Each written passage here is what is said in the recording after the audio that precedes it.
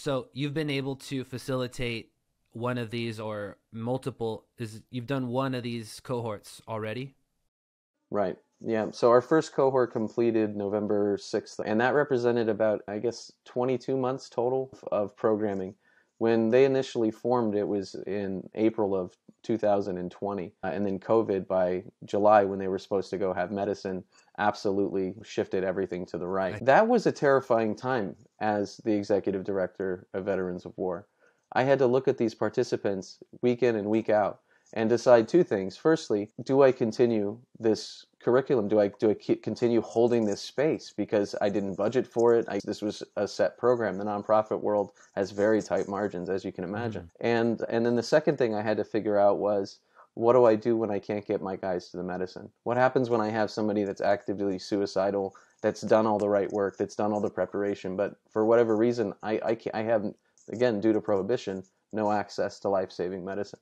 It became a real ethical quandary for me. I immediately decided to carry on and continue the container. I thought that was critically important for that team. I think that was one of the best hunches I've ever had. It was great. What it really did, one of the guys said later, was that it was his backbone during the pandemic and that it gave him something to look forward to every 2 weeks. That's huge. That's the same guy that when I called him literally had a gun in his lap. It's been a very, I think, challenging journey, but I think challenging is the right word. I think that we've been flexible in the face of these adversities, but ultimately the pressure point was exposed, which is that what do you do when you can't get to the medicine?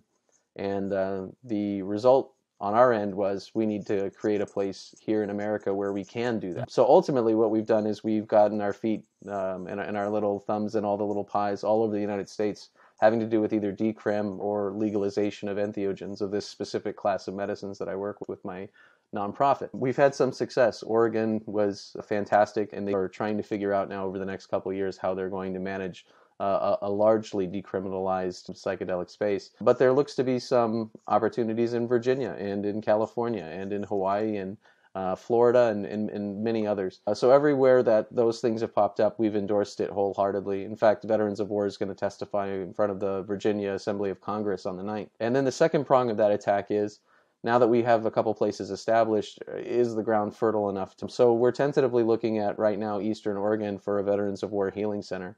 And what this aims to provide is not just the community focal point for this work, but an access point for this work that will have the best interests of the participants in mind. If we don't create these spaces organically, if we're not able to crowdfund or support from wherever we need to find it, these things, the truth of the matter is the big corporations are going to step in and profitize it and monetize it and capitalize it like we are very good at in this market. So it's really in our best interest to take ownership of this space before it gets too fleshed out. So Veterans of War absolutely sees itself as a warden in the growth of this emerging industry. And what we really want to do, again, is show the efficacy of these modalities long term. If we can prove that in veterans, I think that it doesn't take a leap of faith or rocket science to apply it to the general public at large, especially in compromised communities like first responders. Yeah. So do you feel like in what ways do you see that big industry is trying to advance the narrative in their favor